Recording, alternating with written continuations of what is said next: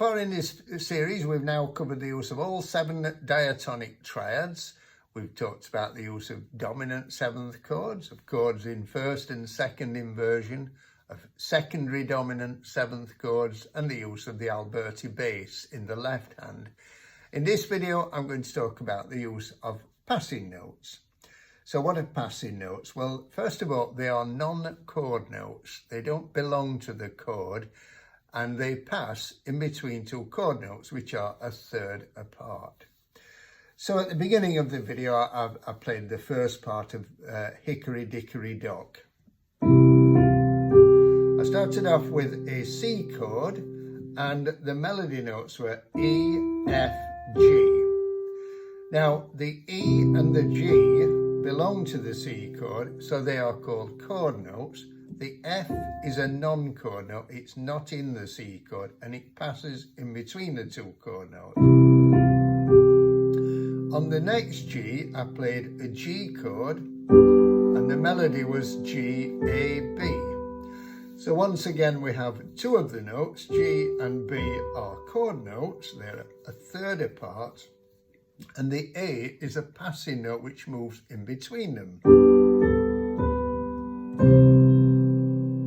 Now, because they are non-chord notes, the passing notes, if they were just played on their own against the chord, would sound discordant, particularly the F against the C chord. If I just play an F and hold it and play C in the left hand, you can hear how that really jars. However, when it's played as a passing note in between the 2 chord notes, the ear doesn't really pick up on that discord. So there are 2 things about a passing note. First of all, it must pass between 2 chord notes a third apart. And the second thing is that generally they're not notes that last very long. The longer the passing note is sounding, the more time your ear has to pick up on the discord. When you're looking at a melody and you get a group of notes where they can't all belong to the same chord, you've got to try and work out which are the chord notes and which are the passing notes. So whenever you see 3 notes in succession just going either up or down in steps, or it's very likely that the outer 2 notes are going to be chord notes and the one in between a passing note. And the way to sort of work out what the chord should be there is to work out logically what chords it could be, and then to try try them out and let your ear be your guide.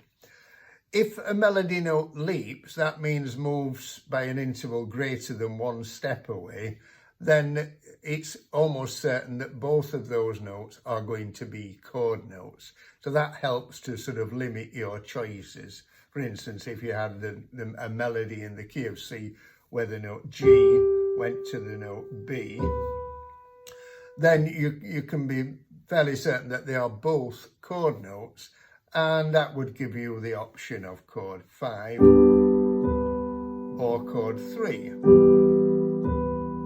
And at that point, if you're working out the harmony to a melody, make a note of those 2 as possibilities and then try them. And it very often, the answer is determined by the chord that's come before and the chord that follows it.